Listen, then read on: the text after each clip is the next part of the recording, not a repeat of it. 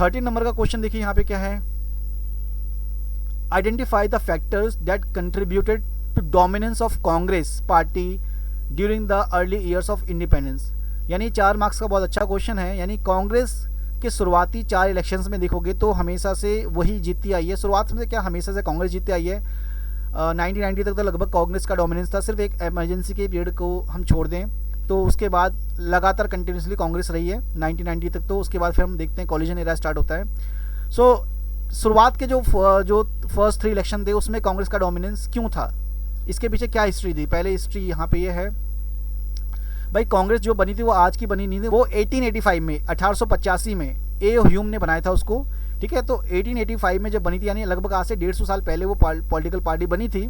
तो इतनी पुरानी पार्टी जो है शुरू से ही कांग्रेस के मेंबर रहे हैं, जितने फ्रीडम फाइटर्स रहे हैं वो उस पॉलिटिकल पार्टी का हिस्सा रहे थे। हमने उस पॉलिटिकल पार्टी को आज़ादी की लड़ाई लड़ते हुए देखा है। उसमें चाहे वो एक्सट्रीमिस्ट हो, लाल बाल पाल हो, शुरुआत के जितने लीडर थे वो सब कांग्रेस से जुड़े हुए थे। यहाँ पे भी आएगा, पहले शुरुआत में सारे के सारे लीडर जुड़े हुए थे उनसे, महात्मा गांधी, जवाहरलाल नेहरू, जयप्रकाश नारायण, ठीक है। हर कोई पॉलिटिकल पार्टी जितने भी थे आपके, राम मनोहर लोहिया, अम्बेडकर, राजेंद्र प्रसाद, ठीक है, सरदार वल्लभ भाई पटेल, जितने आपके पॉलिटिकल लीडर थे वो सब पहले कांग्रेस से जुड़े हुए थे।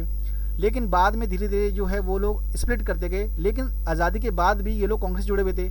इसके अलावा कांग्रेस ने फ्रीडम फाइटर के फ्रीडम जो हमारा फ्रीडम स्ट्रगल था उसके टाइम में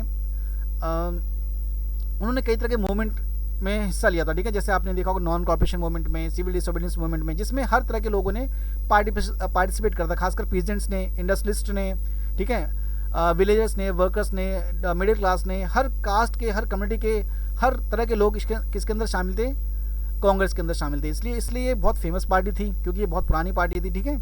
इसके अलावा कांग्रेस में जैसे बताया कि भाई इसके अंदर डिफरेंट आइडियोलॉजीज के लोग भी शामिल थे। ऐसा नहीं कि कांग्रेस के अंदर एक ही विचारधारा के लोग, ये तो हमने बताया भाई सोशल ग्रुप था, एक बहुत बड़ा सोशल एंड आइडियोलॉजिकल ग्रुप था। आइडियोलॉजिकल का मतलब यहाँ पे ये है कि कांग्रेस के अंदर लिबरल्स थे। लिबरल्स मतलब जो है ज़्यादा फ्रीडम को पसंद करते थे, कैपिटलिस्ट सिस्टम को पसंद करते थे। इसके अलावा सोशलिस्ट लोग थे इसके अंदर, जैसे राम मनोहर लोहिया, ठीक है। ये लोग जो थे ये लोग सोशलिस्ट, यानी नेहरू खुद एक सोशलिस्ट आइडियोलॉजीज को बिलोंग करते थे। इसके अलावा जो है कुछ लोग कम्युनिस्ट आइडियोलॉजीज को बिलोंग भी करते थे। हालांकि कांग्रेस के अंदर शामिल थे लेकिन वो कम्युनिस्टों को की तरफ थोड़ा अट्रैक्टिव थे। इसके अलावा आप कह सकते हो कि भाई कुछ लोग जो है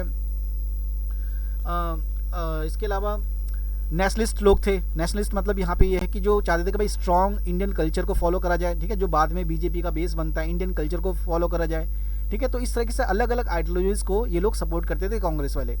इसके अंदर टॉलरेंस था। टॉलरेंस का मतलब क्या है कि सब मिलजुल के रहते थे और आपस में भले ही हमारी आइडियोलॉजीज अलग अलग हो, ठीक है। जैसे हमने देखा शेड्यूल कास्ट के लीडर भी थे, अम्बेडकर भी इसके पार्ट थे, लेकिन फिर भी आपस में जो भी लीडर थे आपस में सब मिल के रहते थे, एक दूसरे को क्रिटिसाइज करते थे, ठीक है, पॉजिटिवली लेते थे उसको और पावर को बैलेंस करते थे। मतलब ये हुआ firstly a coalition combination of all those वो joined it, therefore it has avoid any extreme position and strike balance of on almost all issues, ठीक है। हर किसी इशूज़ पे कांग्रेस के जितने मेंबर थे आपस में मिलके रहते थे, तो ये इनका एक पॉजिटिव फैक्टर था। शुरुआत में कांग्रेस से कोई अलग होना नहीं चाहता था क्योंकि पता था भाई कांग्रेस से अगर हम अलग होंगे तो हमारी कोई इंडिविजुअल पहचान नहीं बनेगी।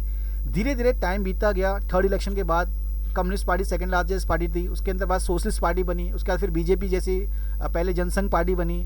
तो धीरे धीरे करके वो अलग होते हैं। लेकिन शुरुआत में जो है कांग्रेस एक बहुत बड़ा अपने आप में एक बहुत बड़ा प्लेटफॉर्म था, ये समझ लीजिए। इसके अंदर अलग अलग ग्रुप्स के लोग थे, ठीक है, तो और जिसमें सब मिल के रहते थे। यानी एक तरह से कांग्रेस इसी वजह से सबसे इतने साल तक फर्स्ट 3 इलेक्शन में वो जीतती गई। पहला पॉइंट क्या था कि कांग्रेस एक ओल्डेस्ट पार्टी थी। इसके अंदर डिफरेंट बैकग्राउंड के लोग शामिल थे, इसके अंदर डिफरेंट कम्युनिटी के लोग शामिल थे, इसके अंदर डिफरेंट आइडियोलॉजीज के लोग शामिल थे। और लास्ट में यहाँ पे आपस में मेंबर जो हैं एक दूसरे को टॉलरेंस करते थे। आपस में जो फैक्शंस है, जो ग्रुप्स है, वो आपस में मैनेजमेंट का एक तरह से मैनेजमेंट का मतलब ये होता है कि आपस में ये लोग मैनेज करते थे कि भाई जो भी इश्यूज़ हैं हम आपस में सॉल्व करेंगे, ठीक है, और बहुत एक्सट्रीम लेवल पे हम इस चीज़ को बिल्कुल अलग नहीं हो जाएंगे एक दूसरे से। तो ये आप 4 मार्क्स का लिख सकते हैं।